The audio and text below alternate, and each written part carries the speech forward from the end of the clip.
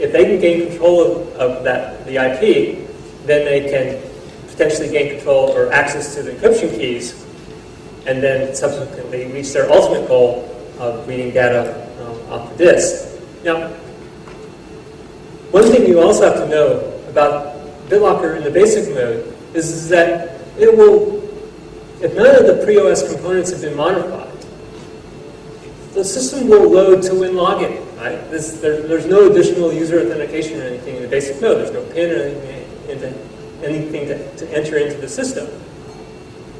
What happens is that an attacker can find a lost laptop and boot it, and it will come up to the win login screen if he hasn't modified it. Right? So it's sitting there waiting for the appropriate password, and hopefully that's a strong password. But the key thing to realize in this context is that the key is in physical memory, right? So this encryption has to be highly performant. In order to decrypt the sectors as they're loaded, the key has to be in memory to decrypt those sectors. So as you'll see as I proceed, that becomes a critical point. The first category of attacks against BitLocker in its basic mode are what we call the physical memory ghost. And the first one is called warm ghosting. Now in this attack, the physical DIMMs, the physical RAM in the machine, power is retained to it. So that's why we call it warm. Right? So the charge, the DIMMs retain the power to them. The warm ghosting attack goes in, but I should mention, this is the same method that BIOS vendors use to flash new images into BIOS ROM. And what they'll do is, from the OS, they'll spray many copies of the BIOS update across memory in the hope that some of them will still be there when they reboot the system and come back into the BIOS and it can reflash the BIOS.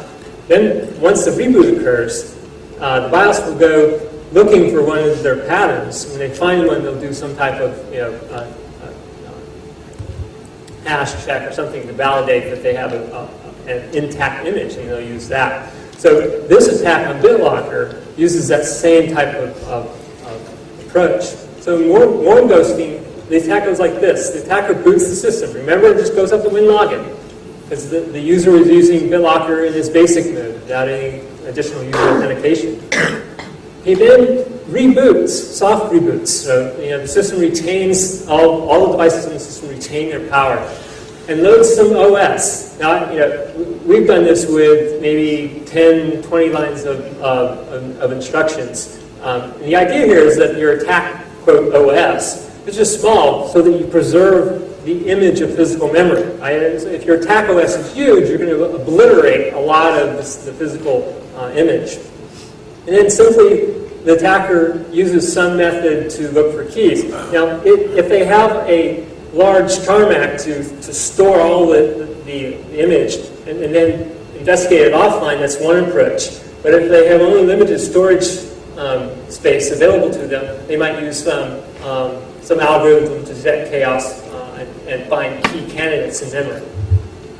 The mitigations here are to use systems that have BIOS that clear memory on reboot. So many systems today do this anyway. So they interpret all soft resets of the system as hard resets in light memory. But be sure if you use BitLocker in its basic mode that you're getting a BIOS that meets BitLocker requirements, because one of them is that it clears memory.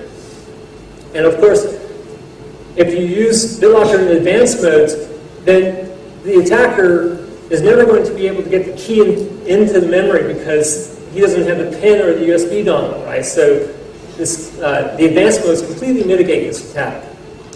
Another variation of the memory ghost is what we call the cold version. This is where the DIMMs don't necessarily retain their charge.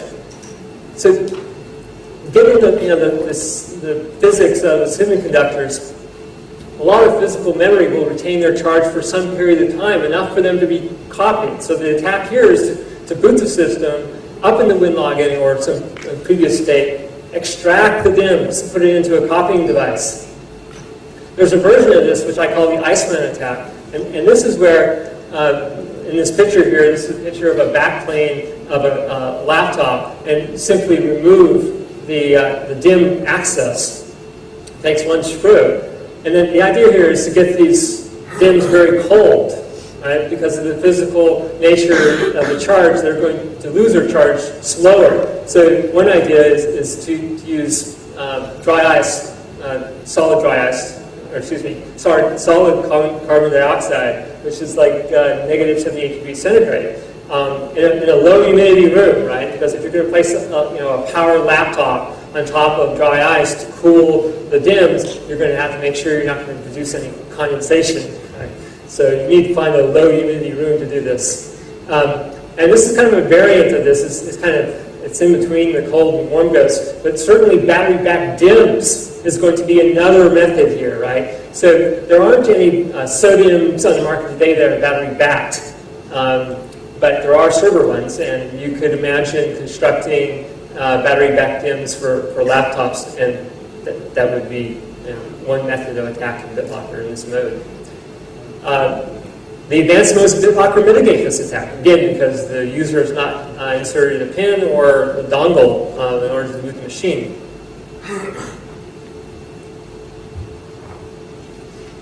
There's another category I call the cheap, easy, distributable hardware attacks.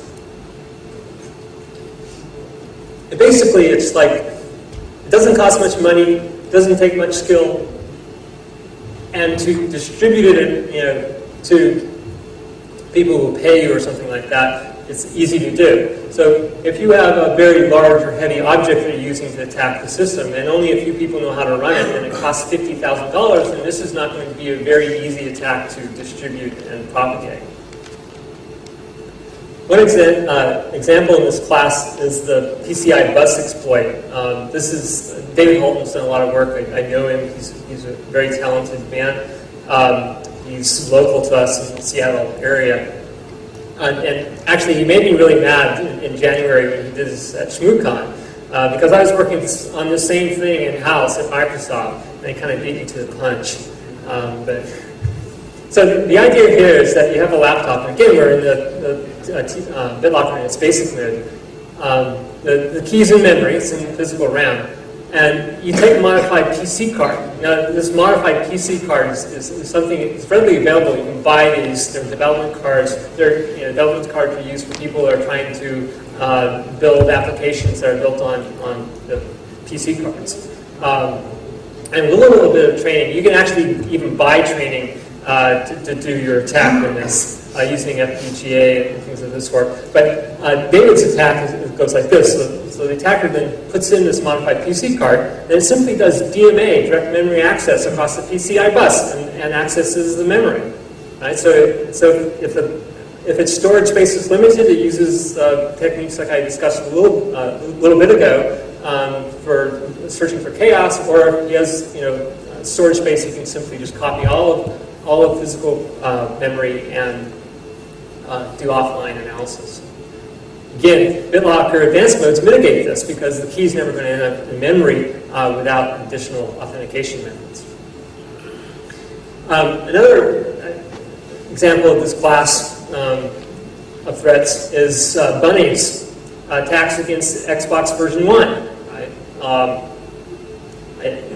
I mean, this is highly publicized in back in history. And it's really, as just an aside, it's kind of interesting. One of the first things I did when I joined Microsoft 2 years ago, we were putting together a hardware attacking lab, and I just really, innocently just got on the web and ordered a couple of these mod chips from France, and without really thinking very much of it. And some of my managers kind of got raised eyebrows.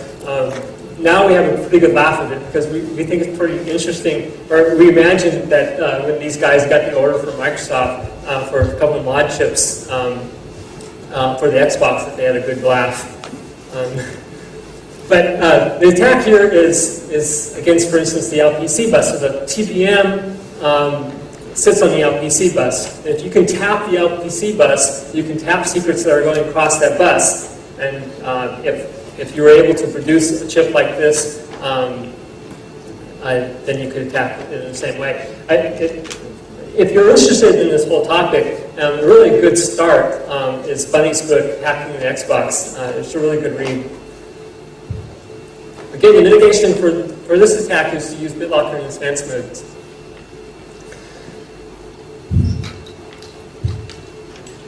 So we talked a little bit about the Trusted Computing Base, the TCB. Obviously, or maybe not obviously, but one attack would be to somehow gain control of the instruction pointer within the TCB, right? So one of the areas that we spend a lot of time looking at is all of these components in the pre-OS environment are reading data off the disk, right, on the clear text system partition. And the boot manager, WinLoad, etc., have never been on the front line of the security perimeter before.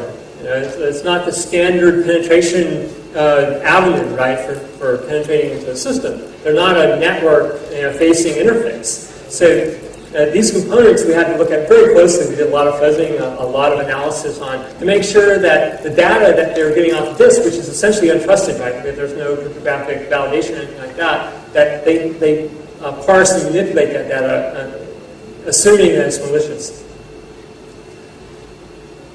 The mitigations in this area have been this security SDL, the security development lifecycle, which my colleagues talked about yesterday, and the advanced modes again. I mentioned in the graphical representation of the pre-OS component this core root pressure management. So one of the most important things of this core root pressure is that it gets the chain going. It starts the process. If you can't trust it, then you can't trust the rest of the chain.